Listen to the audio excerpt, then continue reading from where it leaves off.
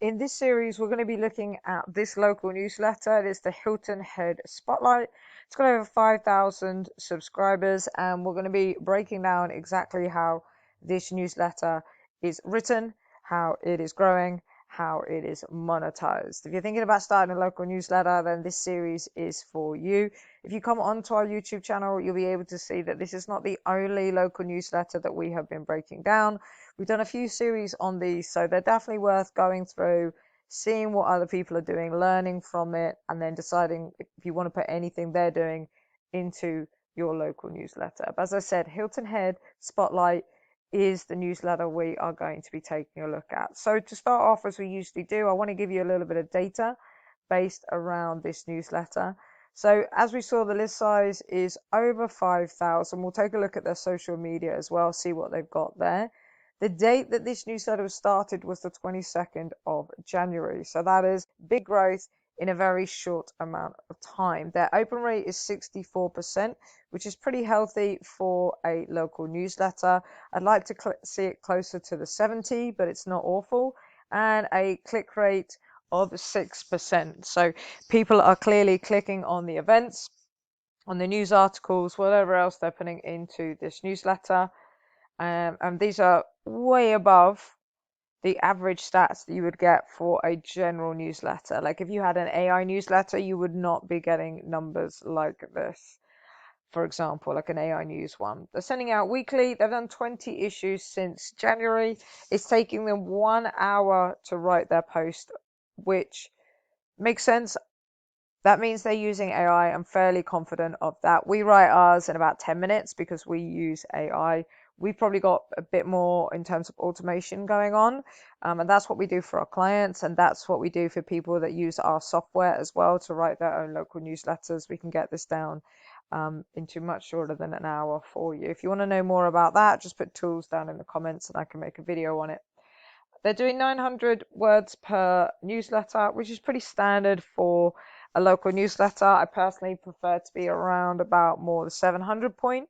I think after that gets a bit too long and people don't scroll all the way down to the end.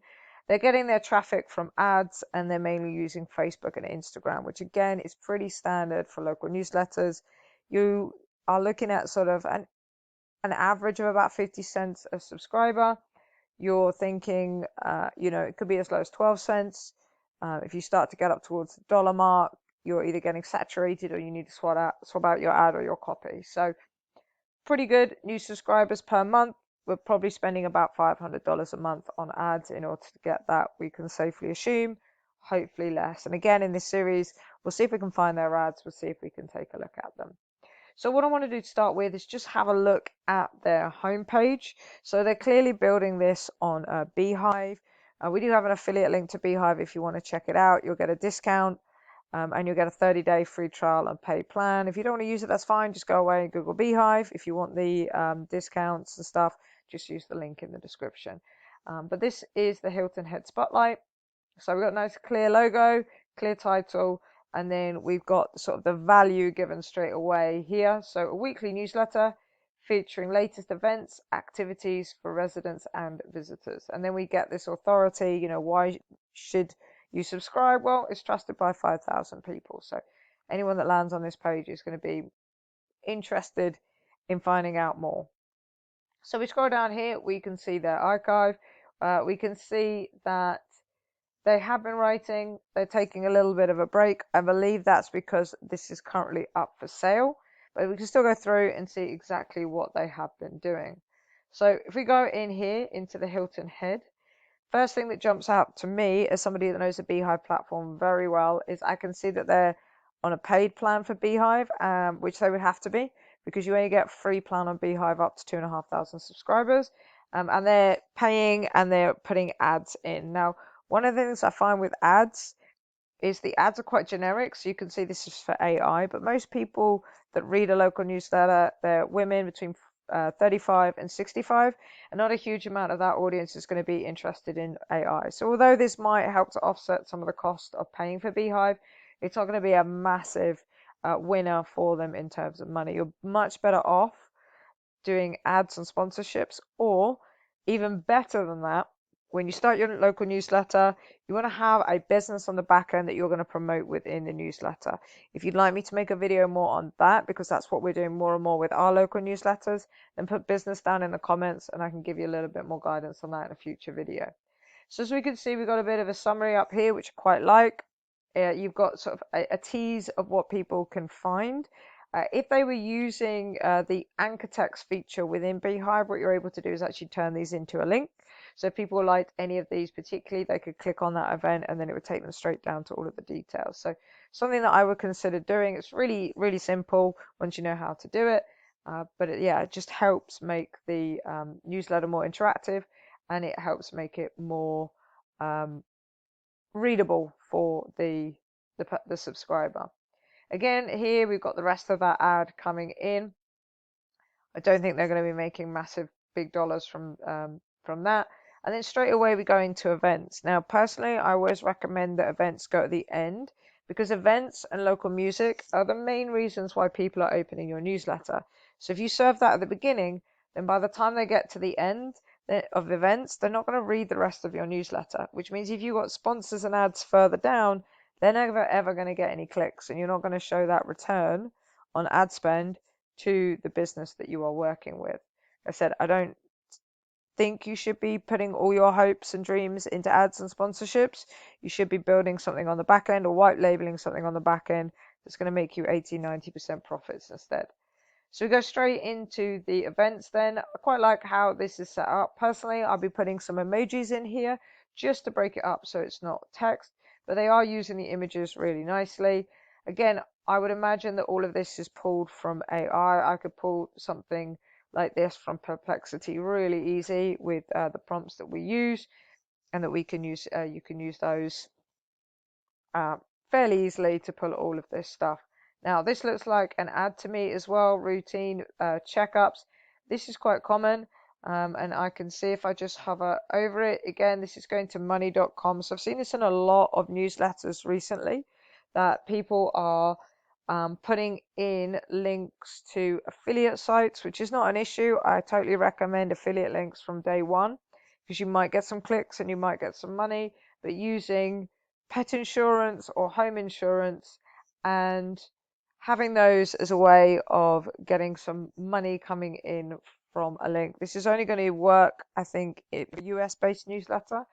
But that is, yeah, like I said, something that I'm seeing a lot. And I would imagine that does much better than the Beehive ad, because it's more targeted to women who are 35 to 65. You know, if they're going to be living at home, if they've got a family or not, there's a good chance they've got pets, and they're the ones that are going to be looking after the pets. They're going to be running the pets to the vets. They're going to be paying for the pet insurance. So that's something that they're likely to click on, and then you might get some money from that. Then we go into more events, which is great. Again, it's quite a lot of text. I'd probably be trying to break it up a little bit with page breaks, emojis, subheadings, things like that. Then down here we've got another ad. Again, this one is quite a common Beehive ad, so I'm not sure if it is. Again, it's another newsletter, huge subscriber base, and again, like I said, I would imagine that that could be linked in, and they're getting paid through the Beehive platform. Weather, which I really like. This looks like it's just a screenshot. So they've gone on to a website that does weather, and then you can see they've taken it from AccuWeather and they've just screenshotted that. I do like the fact that the content breaks, they've gone ahead and they have personalized those with the palm tree. That's quite a nice touch. And then what we've got here is our local directory. So what we'll do is we'll take a look at the directory in the next video. We'll break that down, see if that's bringing them in money, because this is a brilliant way of monetizing your newsletter, to build out a directory. If you want help building a directory, this is for your local newsletter if you've already got one, or if you want to start your local newsletter and directory at the same time, just put directory into the comments and I'll be able to send you over some details of how we can help you with that. And I like the fact at the bottom here we've got advertise with us as well. Don't have any news in here. I have seen in previous editions, because I did have a quick look at a couple of their previous newsletters, they were doing news. But if you were looking for like a basic template of what a local newsletter should be. If you knew that you were quite short on time, you've taken a look at some other newsletters and you feel like that they've got a lot in there and you would struggle to meet that standard straight away, then take this as the minimum viable product for a local newsletter. I think most people could take a screenshot and put it into a newsletter or get an AI to give them the news. I think most people could come up with a prompt that would pull these events, or you can pull them from other local websites and put them into a newsletter. They're saying it takes them an hour to write this. If it's just events and a couple of pictures like this, I'm pretty confident I could do it in under 15 minutes, which personally gives me more time to look after my clients or to focus on growth or monetization. So yeah, if you can master AI with local newsletters, you can save yourself a huge amount of time and put that time into other things. So that's the end of this video for now. I will, as I said, be going through social media. We'll take a look at that directory, and I'm going to be subscribing to this one in the next video and taking you through their flow, telling you where I think they're making money in their sign up flow. We'll take a look at their welcome email and see where they're missing opportunities to make money as well, so you can learn exactly how you could be making money in your local newsletter. See you in the next one.